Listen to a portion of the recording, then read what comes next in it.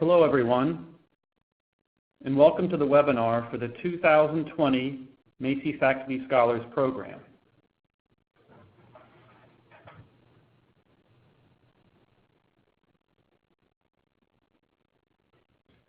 I'm Peter Goodwin, Chief Operating Officer and Treasurer at the Josiah Macy Jr. Foundation, and I'm joined in our offices here in New York by Holly Humphrey, President of the Macy Foundation. The purpose of this webinar is to provide you an opportunity to hear from the principals involved with the Macy Faculty Scholars Program. We will share with you today the program's vision and highlights, as well as information about the application and selection process. Our agenda today is two parts. First, we'll have a brief presentation about the program, and that'll be followed by an extended period for question and answers. And at the end of the Q&A, we will spend our last few minutes on some details you will need to know in order to submit your online application to the Foundation. This webinar is being recorded. You will be able to view the slides and listen to the presentation and the Q&A portion of the webinar on our website within the next week.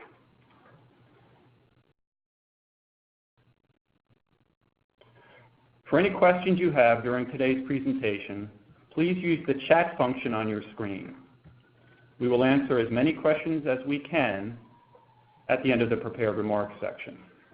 If you need technical assistance during the webinar, you can contact ReadyTalk at 800-843-9166. And now I'm pleased to introduce to you the Macy Foundation President, Dr. Holly Humphrey. Hello everyone. It is a pleasure and a privilege to have the chance to speak with you this afternoon, or perhaps the morning, if depending upon which part of the country or the world you might be in right now. I'm really honored to have a moment to speak about the vision for this program. The vision is to recognize, develop, and nurture the careers of innovators and future leaders in medicine and nursing. Our aim will be to select mid-career faculty who have shown great promise at their local institution, and then provide them with protected time, mentoring, and a national network of educators to help them further their work. We are interested in identifying and supporting scholars who will create educational change at their institutions and then become part of a national cohort of leaders and innovators. We intend for this to be a career development award, and so we're interested in candidates for whom the program will have the maximum impact at this particular point in their career, and candidates who have the greatest possibility for future impact in their careers. The highlights of this program include the fact that the Macy Foundation will support 50% protected time in order to pursue the educational innovation project at your home institution. The Foundation will also provide mentoring from our National Advisory Committee of very senior, very experienced national leaders in health professions education. You will have access to Harvard Macy Institute programs, which I'll say more about in a moment. You will be invited to not only attend but present at the annual meeting of our Macy Faculty Scholars, and you will certainly have access to other Macy grantees and other Macy programs. Now, in order to be eligible as a candidate to be considered as a Macy Faculty Scholar, we expect that each applicant will be a doctorally prepared faculty member at a school of medicine or nursing. Each candidate is expected to have at least 5 years as a full-time faculty member, and each candidate must be nominated by either their School of Nursing or their medical school. If an institution has both a nursing school and a medical school, then that institution may nominate candidates from each of those particular schools. However, there is only one nominee per nursing school or per medical school. Finally, a nursing or medical school that currently has a first-year scholar in our Macy Faculty Scholars Program cannot nominate a candidate this year. So let me take a moment to identify which schools currently have first-year scholars. They include the New York University School of Medicine, Creighton University College of Nursing, the University of Delaware, Johns Hopkins University School of Medicine, and the University of Minnesota Medical School. Each applicant must identify a faculty mentor. That mentor is expected to be available to the candidate and be in regular developmental contact with the Macy Faculty Scholar for the purpose of furthering the project as well as the career development of the candidate. Of course, each application must include an educational innovation project with evidence of appropriate support from the institution. And then finally, each applicant must be a U.S. citizen or a permanent resident. Now let's turn our attention to what the application itself consists of. As Peter Goodwin already mentioned, you will submit your application online, and that online application will include a statement of your career objectives and personal goals. And so this is different from the project description, which is another piece of the application, but it's very important for our committee to get to know you as a person through your career objectives and your personal goals. And we're very interested to hear how this opportunity to be a Macy Faculty Scholar will advance your career and your personal goals. The project description is obviously very important because we are looking to further educational innovations, as I already mentioned. The application further consists of a nominating letter from the dean of the school where you hold your full-time faculty appointment. We expect a letter from your mentor who will be mentoring the project and mentoring you and your career development. We also expect to have a letter from the department chair and a letter from 1 or 2 additional senior faculty members who know you and who are able to write in support of the projects that you're proposing. And then, of course, we are looking to have an updated CV from you and from your mentor. We do not need CVs of your other letter writers, but it's very important that we have the CV of your mentor along with your CV.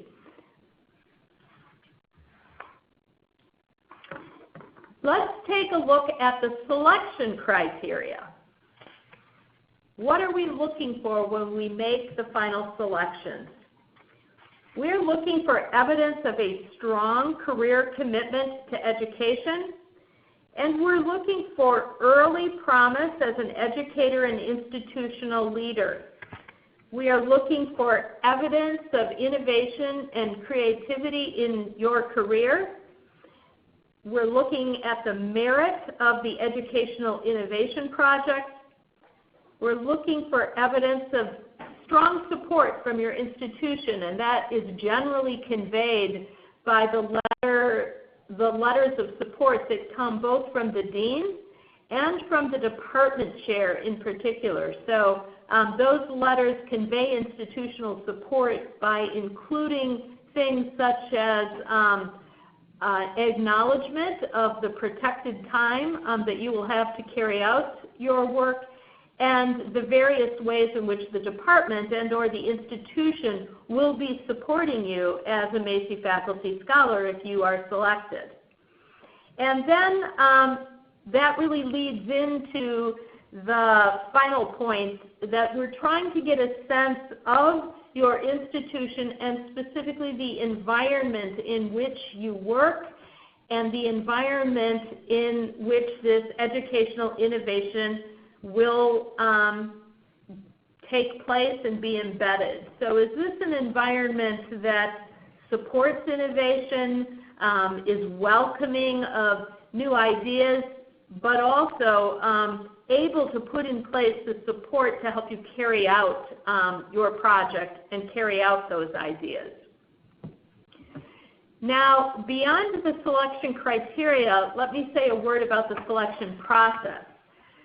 The process begins, of course, with your application, and once we have all applications, the senior Macy staff will review all of the completed applications, and we will select semifinalists.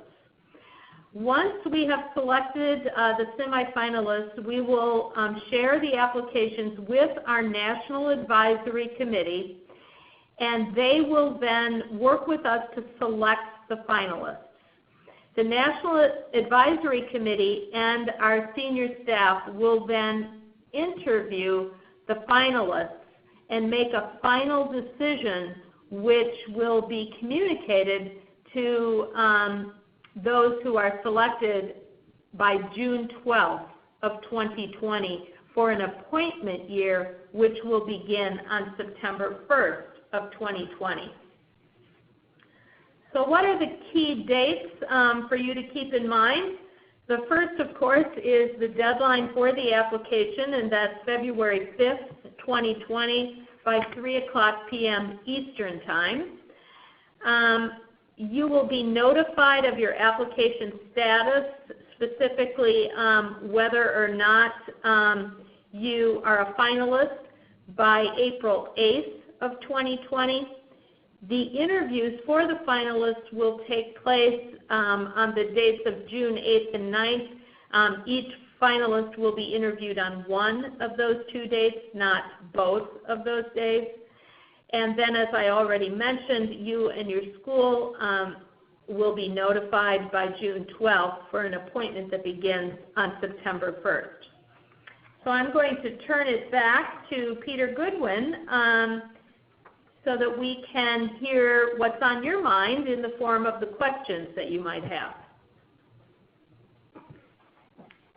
Thank you, Holly.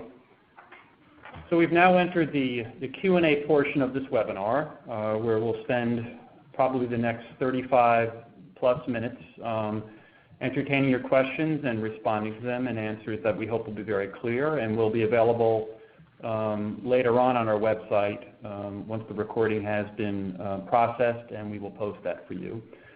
So if you haven't already, you can enter any questions you have about the Scholars Program in the chat function on your screen.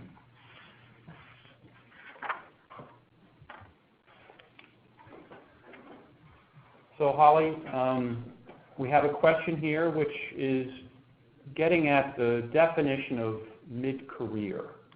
When you think about that and we articulate that it is a mid-career development award, where along the timeline of someone's career trajectory would you characterize it as being mid-career?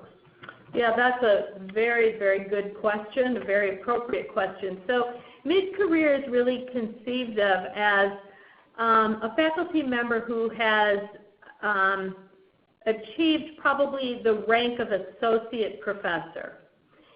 And it's not, that is not to say that you cannot apply as an assistant professor, but the majority of the applicant pool, when compared, against one another, my sense is that the associate professor rank is going to compete most favorably against the other applicants in that pool.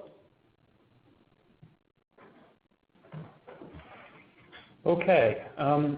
The next question, also related to eligibility and sort of tenure, if you will, has to do with whether or not someone who has done a fellowship program before that person was officially a faculty member, do those post-residency fellowship years count towards the 5-year minimum as a faculty member? If you were not appointed to the faculty in a faculty rank, then they will not count. However, in some institutions, an advanced fellowship is accompanied by a rank of instructor, and that instructor rank is considered by that institution a full-time faculty rank. So if that is your situation, in other words, if you were both a senior fellow and an instructor in a full-time faculty rank position, then that would count for the 5 years. But probably the most common scenario is that a fellowship may not lead to certification by a specialty board, and in this case is specifically focused on medical education, which we strongly support and we believe will likely enhance your career and potentially your application. But in general, a fellowship year will not simultaneously be a full-time faculty rank status. And so the fellowship years then would not count. Holly, here's a situation that may be typical at other schools of nursing. The question is, my school of nursing does not have a department chair. Rather, it has a dean, it has an associate dean, and it has multiple program directors. Do you have any guidance for this person for who they might select in lieu of a department chair? Yes, so I assume that you're really asking about who would write your department chair letter. I would say whoever in your institution would have the authority to tell the Macy Foundation that you will have at least 50% of your time protected from any other institutional duties such as patient care or committee work or other kinds of activities, teaching and so forth, that you will have at least 50% of your time protected in order to develop, design, and implement your innovation project. That's the person who we're looking for the letter from. So it sounds like in your case, that may be a letter from the dean, your dean, and then a letter from perhaps the program director or the person who would most directly be supervising your, have the authority to supervise your time. Next question has to do with the other senior faculty members that you talked about that are involved in mentoring the candidate and providing career development and support to them. And specifically the question is, do these additional senior faculty members need to be from the candidate's home institution, or could they be faculty at another institution with whom the candidate might be working? There is no requirement that the additional letters of support be from faculty members at your own institution. And my advice to you on trying to think about who those letter writers might be could be based on the following ideas. One is if you have a faculty member at another institution who you have worked with previously or you have collaborated with previously or currently and who knows you well as a person, I think that would be a very appropriate letter writer. The other idea is that sometimes a given institution lacks expertise in one particular area that is vital to your project. And it's not uncommon to get that expertise from another institution. And so if there's a senior faculty member who has a skill or an expertise that would lend itself positively to your project, then that's the kind of individual who would be quite acceptable as another letter writer. Okay, this next one is something I can take, Holly. It's the person is curious how many applications we receive each year, and the answer is we receive on average between 75 and 80 applications to the Macy Faculty Scholars each year for what will amount to an award pool of 5 that we award each year for each cohort. The next question is also related to eligibility. They're looking for some clarification. The 5 years that you referenced, is it 5 years as full-time faculty, 5 years as PhD prepared? Could you review that again?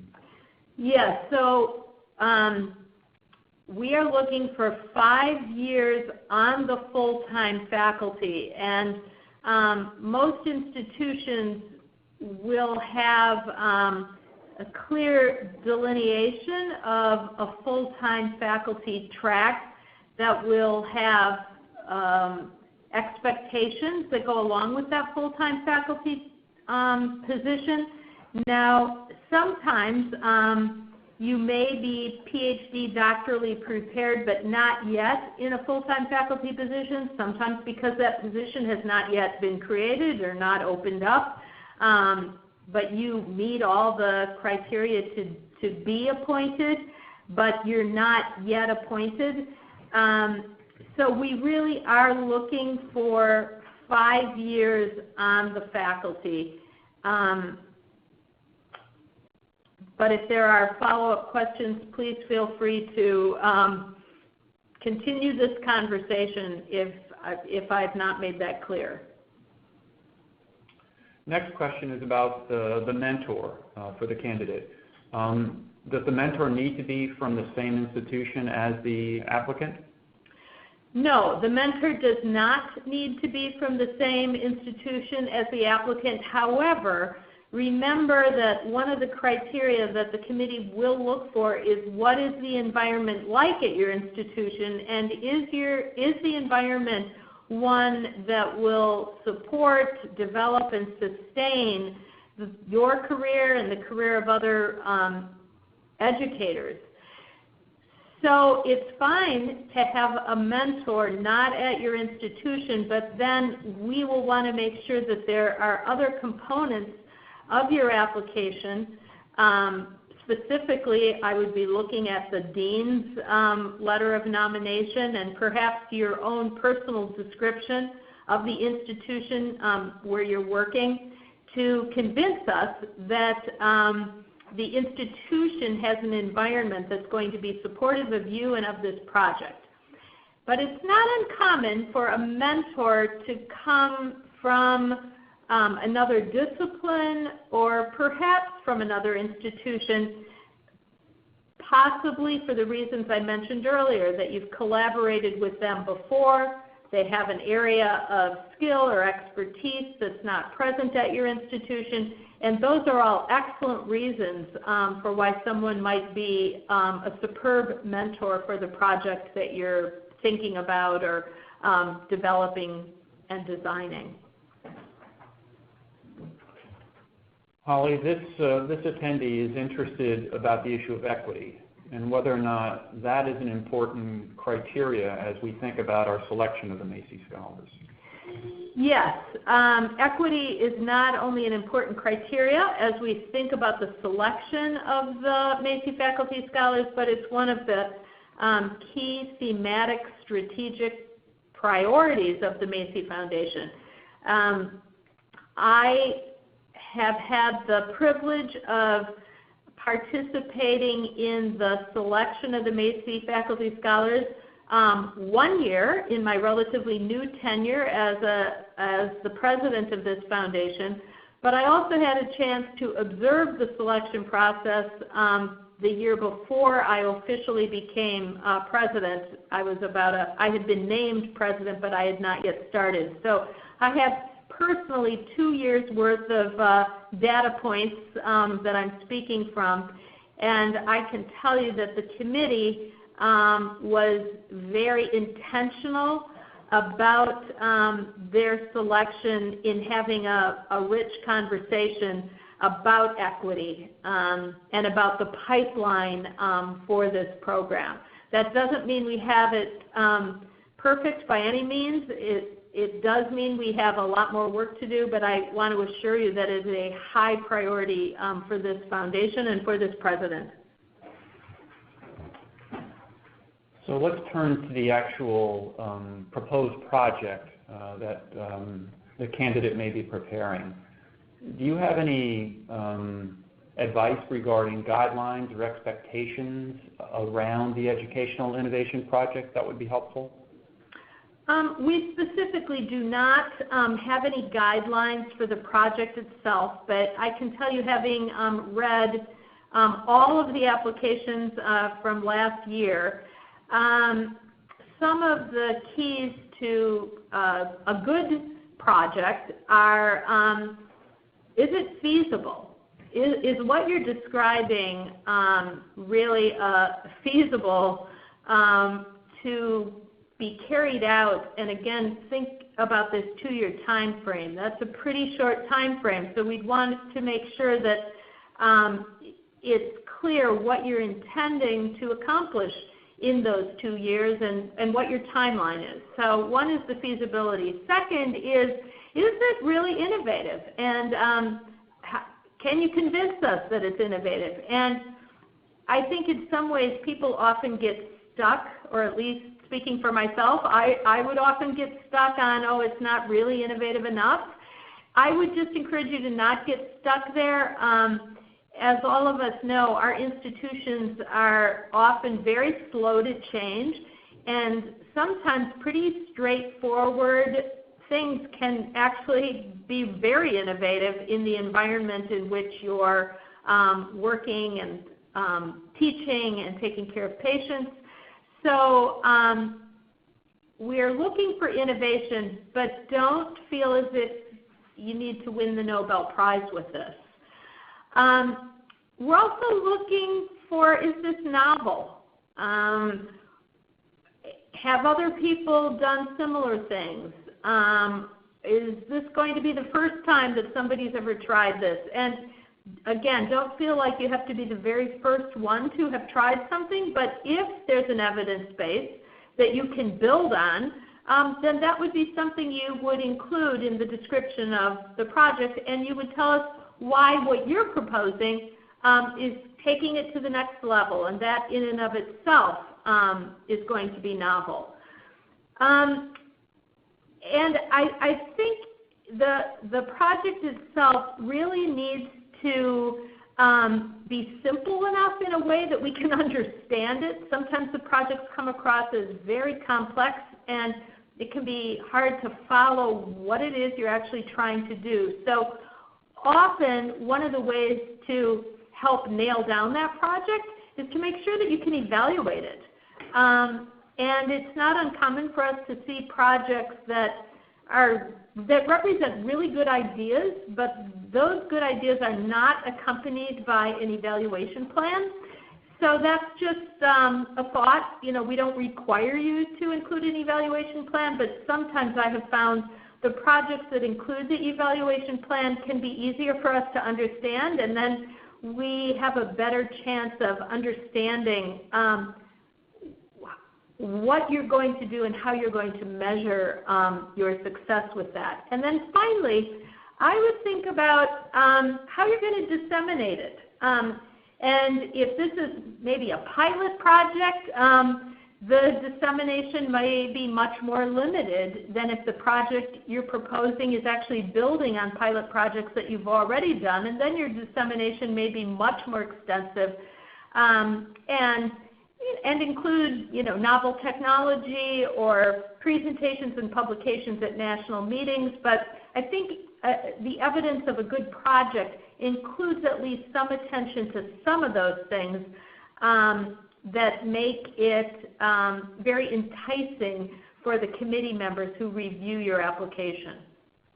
I would just add on the innovation dimension that innovation doesn't necessarily mean it has to be something that has been thought of before, but it can be an innovation in your institution. I mean, something that has been done well before, hasn't been done in your home institution, can create huge potential positive change for the folks there. So think of innovation locally as well as nationally, if you would like. Yeah, great point, Peter. So staying on the issue of the project itself, the proposed project, Holly, is the Macy Foundation looking for any particular topics that the candidates should be focusing on as they think about preparing their project write-up? Yeah, that's a great question, and we do not have any formal requirements for what your project innovation needs to focus on, but I think it's important to know that we have just finished a strategic planning process with the board of the Macy Foundation, and we are going to be focusing very clearly and actively on the learning environment, and we're specifically prioritizing issues related to equity, diversity, and creating belonging. Secondly, we are focused on collaborative practice, and that's really inclusive of collaborative communication, high-performing teams, teamwork at the bedside or in the clinic or in the community. And it's meant to build on the decade of investment that the Macy Foundation has made in interprofessional education and taking it right to the clinical arena wherever that set of clinical transactions may be taking place. And then the third area that we are focused on is developing and building a toolbox for navigating ethical dilemmas. And I think anyone participating on this call probably does not need me to outline the ethical dilemmas that our faculty and trainees face every day in trying to do their work at the highest level. And so putting in place some of the tools to help people navigate those ethical dilemmas is an area that we're hoping to develop and support. We have a couple of additional questions around potential mentors. The first one is someone who is not on the faculty, suggesting that someone who's not on the faculty of the school, could they also be a mentor or reference? I hope I'm doing, and let me read that. Actually, let me read it so I'm doing justice to the question. This person has a chief diversity officer at their medical school who they believe would be a potentially good mentor for them, but the person is not a doctoral faculty member at the medical school. So does that mean that person would be a good mentor? Would they qualify as a mentor or a reference? How would you answer that question? Yeah, I understand exactly why you're asking that question because I can easily imagine that kind of a scenario. So I would say that for the purposes of this application, you really need to have a member of the full-time faculty as your official mentor. But this person who you're describing, I think, could be and sounds like is a very effective mentor for you. But in terms of kind of that institutional climate and institutional priority, we know that it's the faculty voice that carries the day. And so for the purposes of you, your project, and your career development, I think your application is going to be much stronger with a faculty mentor. However, if that faculty mentor or one of your other letters of support wishes to reference and include maybe a paragraph written by this diversity officer, that would be entirely appropriate. And as I said, for your own development, I would encourage you to continue to collaborate with that person. I just think your application will benefit from having a full-time faculty member mentor. The next question related to mentoring is whether or not the applicant could have a mentorship team, or should it just be only one mentor? You definitely can have a mentoring team, and that's not uncommon for us to see. So, and sometimes one of the team members may be from another institution for the purposes of a skill set or an experience that they bring that would enhance your project. So you can have a team. It should just be very clear who has ultimate authority and responsibility and what is the specific role of each of these team members. So sometimes the danger of having a team is that the letter could end up not being clear about who is really in charge and who is taking bottom line responsibility. So you would need to be able to very clearly communicate the role that each team member is playing and make it very clear who the ultimate person responsible is. A few more questions about mentoring. What, if any, mentor characteristics are considered in the selection process? I would say there are really two that stand out above all others. One characteristic is how well does this person know you and how committed are they to you personally and to your project. And then the second one is what evidence, if any, is there that this mentor has been able to get things done in your institution? And that's often something that would come across on their CV. It may come across in their letter of support. Ideally, it comes across both in their own CV and in their letter of support. Sometimes it's not uncommon for us to see applications who get the highest ranking person in the institution to be serving as the mentor. That is generally not a good idea. I think there are some very rare circumstances where that could be a good idea.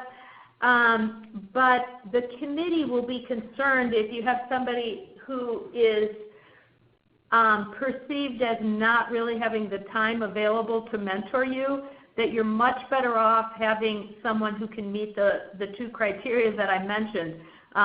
Their availability to you, their record of getting things done within the institution, and then that availability being able to mentor you and be available to you on a regular basis. The last question that's in the queue right now related to mentor is about whether or not the applicant needs to explain why they chose the mentor they did for the proposal. That's not an absolute requirement, but it's always helpful, I think, to an application when what you, the applicant, say is aligned with what your mentor says. And so personally, I find the more help I can get in terms of clarity with the application, the more likely I'm going to review that application favorably. So it's entirely appropriate for you to tell us why you chose the mentor. We would want the mentor he or she does not need to say why you chose them, but he or she should certainly not say anything that would undermine why you chose them. So sometimes it's helpful to have a conversation with your mentor about that very issue so that when you prepare the application and they prepare their letter of recommendation, there's alignment and synergy around what the two of you are saying. Okay. Some specific questions related to the proposal and the application, if you will. How heavily weighted are prior publications in the selection process? Well, again, this is not a hard and fast criteria. We don't have a rule about this, but I think prior publications are one of the many factors that go into the assessment of the strength of your application. I think it's certainly helpful to your application.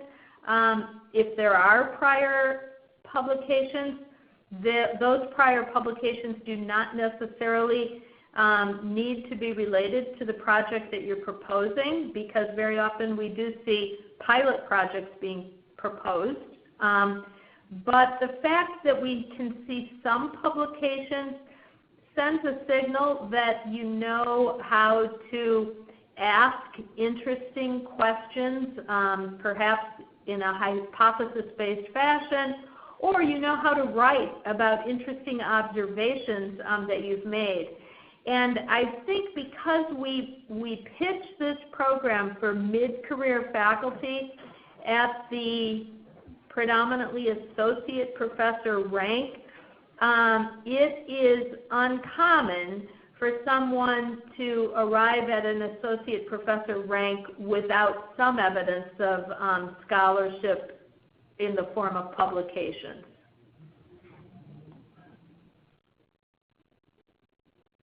For an educational focused project, Holly, is the foundation particularly interested in undergraduate or graduate or faculty level of focus? The good news is that we are interested in good ideas and looking to identify great people with great potential, and we do not define who the target audience needs to be for your project. So whatever audience is most appropriate for the idea that you have and the project that you're proposing is entirely acceptable. Several people are interested about the finalist process. Are the interviews that are scheduled for June 8th and 9th of 2020, are they in person, or is there an option for a virtual interview? The interviews that take place in June are in-person interviews, and it's one of the reasons that we publish the dates well in advance so that you are not surprised late in the process about when those dates are. Now, occasionally, we will receive a request from a finalist to do a virtual interview, and we certainly have the technology to be able to do that, but my personal advice is that I think you would be disadvantaged compared to the other candidates who are actually here in person. But if, as I said, there was just no other way for you to be here in person, we could arrange with the technology to do a virtual interview, but I wouldn't recommend it.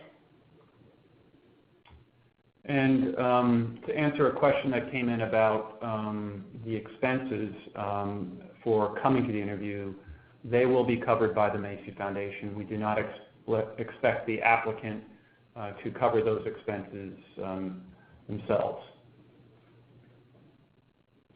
And the last one about the finalists is some person is interested in knowing, on average, how many finalists do we choose each year? Generally, for the in-person interviews, we have had approximately 10 to 11 who come to New York. Peter tells me one year we had 12, yep. But ballpark I guess 10 to 12.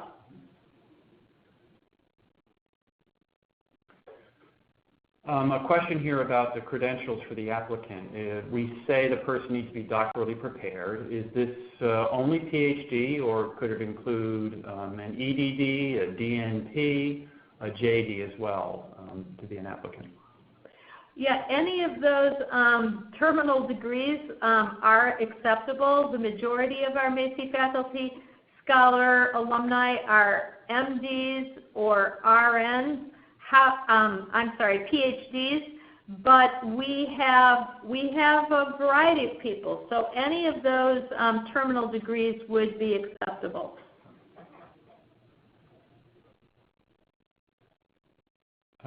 Here's a question. Does the 5 years that we've talked about in terms of the eligibility count if it was acquired predominantly at another institution?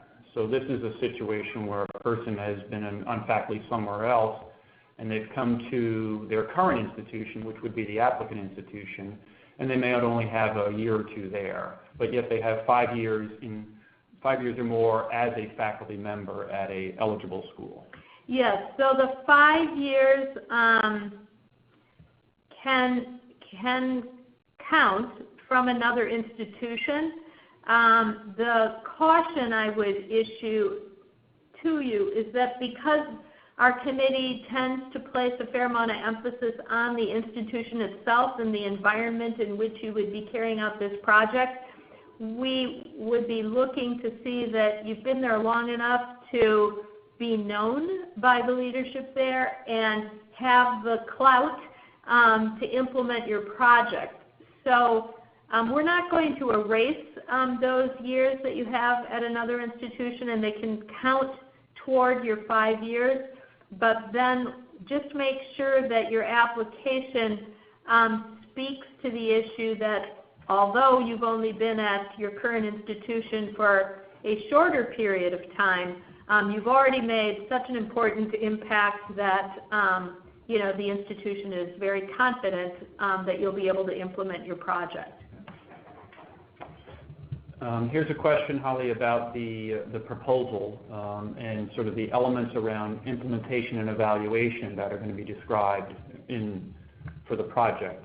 The question is how much detail around implementation and evaluation should be included in the project description, given that there is a limited number of character space?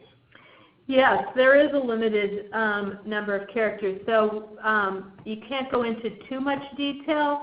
And in fact, you could be as general, for example, in evaluation as saying you intend to do a pre and post survey, or you intend to do focus groups, or you intend to do a structured interview, or you're going to use qualitative research methods to design an evaluation. So you definitely do not need to go into the details of the evaluation, but you need ideally to give us enough of a sense that you're thinking ahead about an evaluation and you have some idea of a framework, both for your project, a theoretical framework for your project, and then a methodology for your evaluation.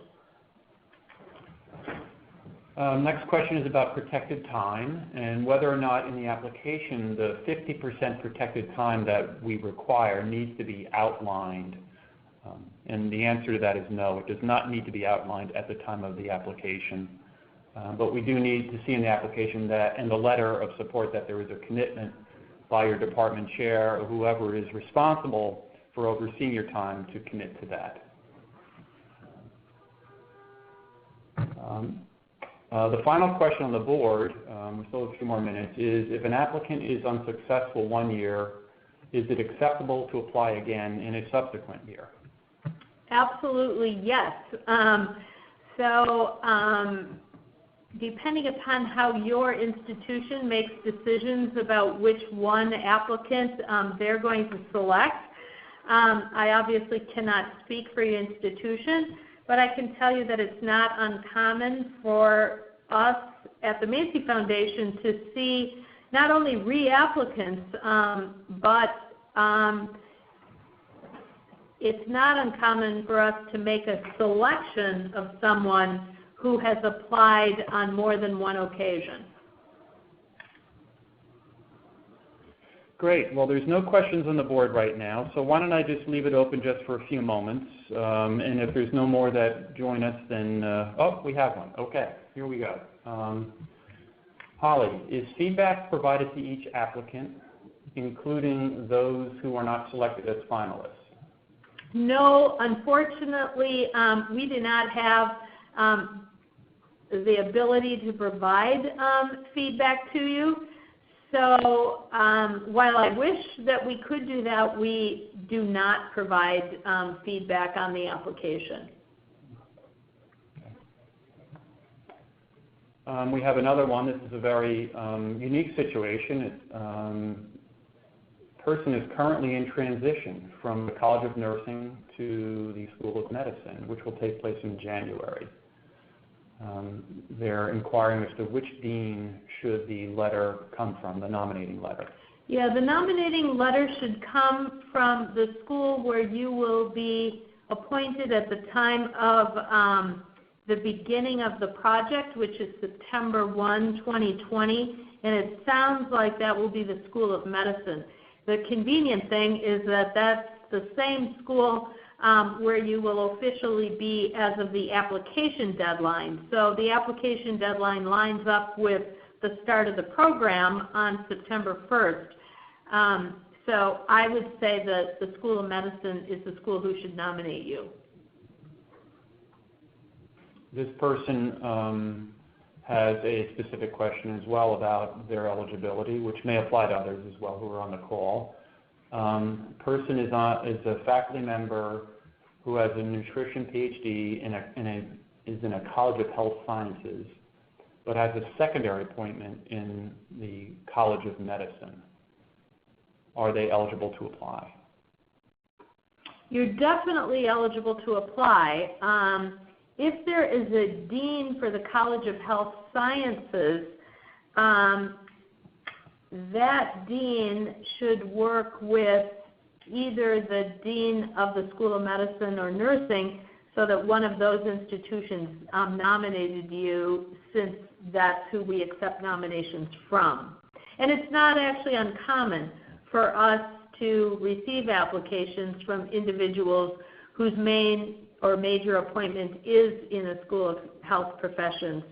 And it's not uncommon for that school to interact with the School of Medicine or the School of Nursing for the purpose of the nomination.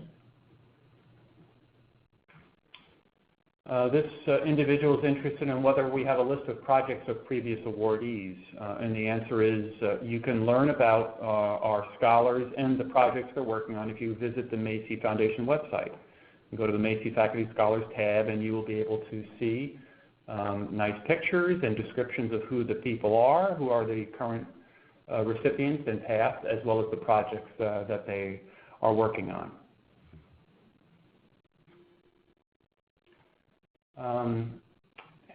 Here's a question about the selection. Are nurses and physicians selected each year split equally, or could 5 physicians be selected or 5 nurses? Yeah, so that's an important question. Theoretically, 5 physicians could be selected or 5 nurses could be selected, but that's never happened. The committee, the selection committee is made up of physicians, nurses, and PhD faculty, senior faculty.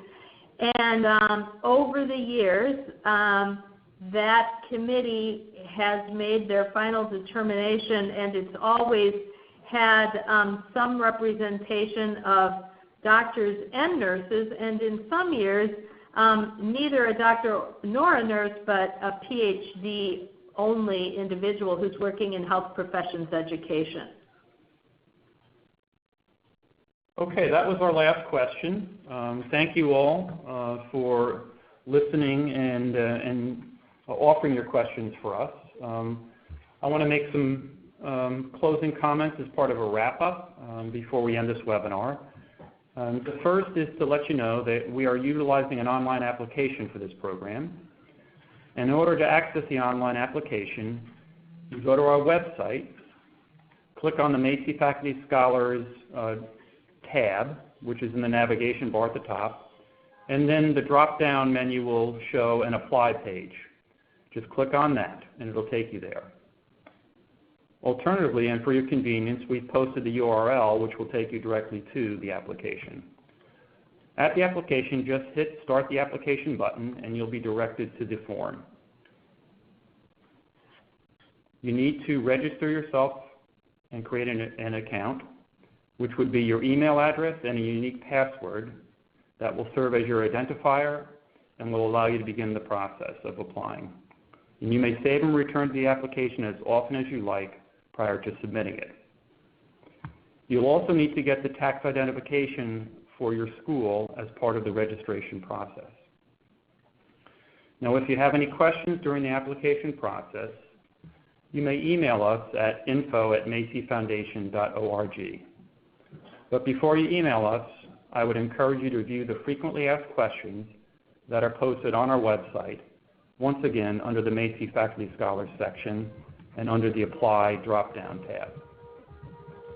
Since the program's announcement, a number of people have called or emailed us with their questions. We've posted those questions with answers that we believe will be most helpful to you. We'll continue to update the frequently asked questions throughout the open application period up to February the 5th of 2020. And then finally, as a reminder, by next week, a recording of this session, both the audio portion and the slides, will be available on our website. Thank you all for participating today. Have a good day and a wonderful holiday season.